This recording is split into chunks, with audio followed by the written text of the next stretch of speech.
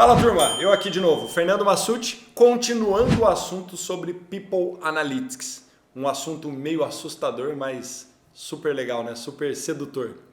E antes de começar, eu queria que vocês respondessem a seguinte pergunta. Depois de tudo que a gente conversou na primeira aula, aonde vocês acham que o People Analytics, dentro do processo de recrutamento de seleção, consegue agregar valor? Gente, essa eu acho que é a pergunta mais fácil que a Live University fez para vocês na história da humanidade. Porque é óbvio que é em todos os setores, do começo até o fim. Desde o momento em que o candidato entra em contato até o momento que ele sai, as informações são extremamente relevantes e a gente consegue utilizar o People Analytics em nosso favor. Por exemplo, recrutamento e seleção. No processo de recrutamento e seleção, é muito mais fácil você medir o fit cultural desse candidato junto com o da empresa. É muito mais fácil você entender o matching, se esse cara vai dar certo, se esse candidato, se essa pessoa vai dar certo ou não com o que você está propondo. E o inverso também é verdadeiro. Você consegue utilizar as ferramentas do People Analytics e as respostas que ele vai te dar para te trazer melhores profissionais. Linguagem, tipo de escrita, canais de comunicação, faz sentido. Então, quando você desenvolve um processo de recrutamento e seleção muito mais robusto, muito mais voltado para o que você está procurando, as pessoas também se identificam melhor com aquela vaga, com aquele projeto e o seu trabalho vai ser menor na hora de analisar esse tipo de currículo. Porque a pessoa já está entrando, já entendendo melhor e a ferramenta já está te trazendo um fit um pouco melhor. Se você usar esses softwares, não sei se vocês já usam, mas é comum o próprio software já te dar um termômetro falando, esse candidato tem tudo a ver com o que você procura, esse candidato aqui pode ser que não dê certo. É tão positivamente assustador que nessa fase do processo a gente consegue identificar quais profissionais têm tendência a ficar na empresa ou saírem rápido. É muito interessante, porque são informações baseadas tanto na coleta de dados que essa pessoa te deu, né, quanto coleta de base de dados que essa pessoa interagiu, redes sociais, o footprint digital dela, né? A gente estava vendo aqui durante o intervalo, tem uma ferramenta espetacular, chama Naveg. Depois eu vou colocar o link aí para vocês conhecerem, que a própria ferramenta já traz um monte de informação sobre você. Nessa ferramenta você consegue inclusive alterar uma coisa ou outra, falando, isso aqui está errado, ou eu não gostaria que o mundo me visse dessa maneira. Mas a questão é, o robô está atuando e não tem muito o que você fazer se você tem uma vida digital mínima, né? Tem outro que eu adoro, que se chama Crystal Knows. Depois eu vou deixar o link que vocês procuram também, que é uma ferramenta que é vinculada ao LinkedIn. E ele já traz todo o mapeamento de perfil comportamental. Ele já fala até as frases que você tem que falar com a pessoa se você for conversar, se você for fazer uma entrevista. Então, assim, é difícil, é assustador? Mas é o futuro, né? Porque daí a gente vai utilizar essas informações para fazer um processo de recrutamento muito mais assertivo. E se for bom para todos os lados, por que não? Né? O que a gente não pode fazer é usar isso para o mal, né? A gente tem que usar isso para o bem, para desenvolver carreira e para atrair pessoas que têm mais a ver com o nosso propósito e com o propósito da empresa. É só no recrutamento de seleção? Não, a gente tem também a parte de onboarding, de desenvolvimento. Quais os tipos de treinamento que determinadas pessoas precisam para ter uma carreira mais sólida? Que tipo de conhecimento você tem que passar que essa pessoa precisa para ter aumento de produtividade? Essa pessoa durante o onboarding, como você precisa lidar com ela? Que tipo de informação você precisa passar? Como que a gente pode se comunicar? Essa pessoa ela tem mais interação, ela é mais extrovertida ou não? Porque isso tudo vem através do People Analytics.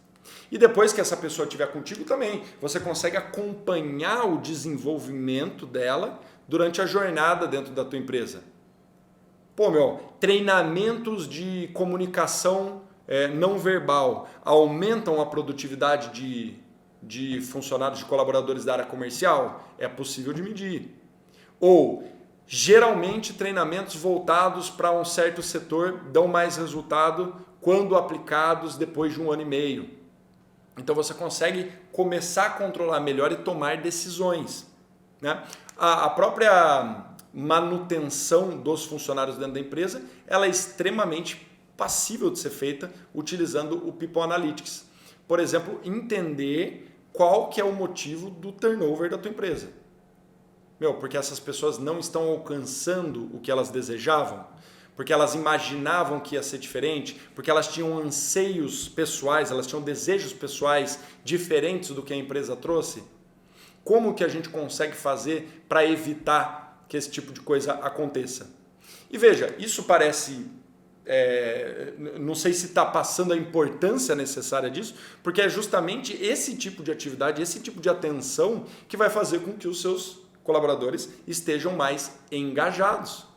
É isso que vai fazer com que as pessoas tenham mais vontade de melhorar o clima organizacional, melhorar a satisfação. E vocês sabem que, profissionais engajados, que estão de acordo com os propósitos da empresa, profissionais que estão lá por motivos a mais do que de remuneração, eles aumentam em muito a produtividade. Chegam a ser até 30% mais produtivos do que pessoas que não estão engajadas. E no final das contas, principalmente hoje em dia, que as informações estão extremamente disponíveis e as pessoas conseguem conquistar seus objetivos, conseguem ir atrás e tomar decisões mais rápidas, é isso que a gente precisa fazer para atrair os melhores profissionais. É isso que a gente precisa fazer para manter esse fit cultural de todo mundo pensando da mesma maneira e todo mundo se ajudando a alcançar seus próprios objetivos. Lembra da relação de mutualismo entre a empresa e o colaborador? Como que a gente consegue alcançar essa relação de igualdade mais rápido? Em que a empresa consegue alcançar os objetivos dela, dependendo da ajuda do colaborador, e o colaborador consegue alcançar os objetivos pessoais dele, dependendo da empresa, e ambos estando na mesma página, né? Então é por isso que o People Analytics é tão importante. Olha só, ainda falando sobre engajamento, segundo a High Group, que é uma empresa global de consultoria de gestão de negócios, né, que tem mais de 2.600 funcionários, 86 escritórios e atua em 47 países, funcionários altamente engajados podem melhorar o desempenho dos negócios em até 30% e têm 2,5 vezes mais chances de ultrapassar as expectativas de desempenho do que seus colegas descomprometidos. E segundo a Gallup, que é uma consultoria estratégica de desenvolvimento da liderança e Global Analytics, tem mais de 2.000 funcionários, 42 bilhões de dólares anuais são perdidos por baixo engajamento no Brasil. É importante ou não é? Maravilha, Fernando. Mas e aí? People Analytics então vai resolver todos os meus problemas? O que você acha? Não. Óbvio que não, né, gente? O People Analytics ele só vai funcionar se você tiver um propósito para implementar dentro da tua empresa. Lembra da pergunta que tem que ser respondida? Primeiro você tem que entender qual que é a sua dor, depois a gente vai resolver, vai implementar o People Analytics para ver se essa dor consegue ser sanada. Então, entenda quais os problemas você tem que resolver, entenda quais os dados você tem disponível. Esses dados, eles são suficientes? Eles já existem? Eu vou precisar de mais? Eu vou precisar fazer mais pesquisas?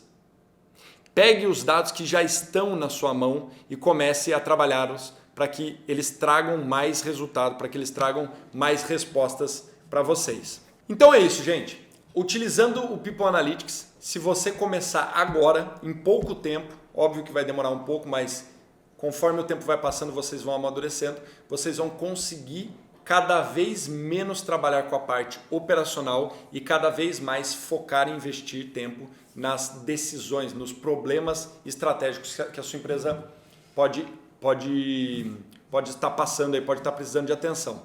Então, o que eu quero que vocês façam? Tenta primeiro sentar com outras pessoas ou outros setores da empresa e entender qual que é o principal problema que vocês têm que resolver. Por exemplo, o meu, eu já citei, é o índice de turnover. Ele é altíssimo. Beleza, identificado esse problema, tente compreender quais os dados que você precisa levantar para ver onde está esse problema. Então, por exemplo, no meu caso, eu tenho o nome completo das pessoas que entraram na minha equipe, o momento que eles entraram, o momento que eles saíram, e eu tenho um checklist de motivos de perda. Por exemplo, é desmotivado, mora longe, não se encontrou no projeto, não queria isso da vida. E daí a gente vai começar a analisar melhor esses dados, tanto com Power BI, com gráfico em Excel, de qualquer maneira que seja. Mas só para vocês entenderem um pouco aonde se inicia esse processo. Se você achar que isso já está muito ultrapassado para o momento que a tua empresa está, eu te convido a pesquisar sobre um software, porque o software vai resolver problemas que você demoraria aí anos para conseguir estabelecer, para conseguir entender, para conseguir compreender e solucionar.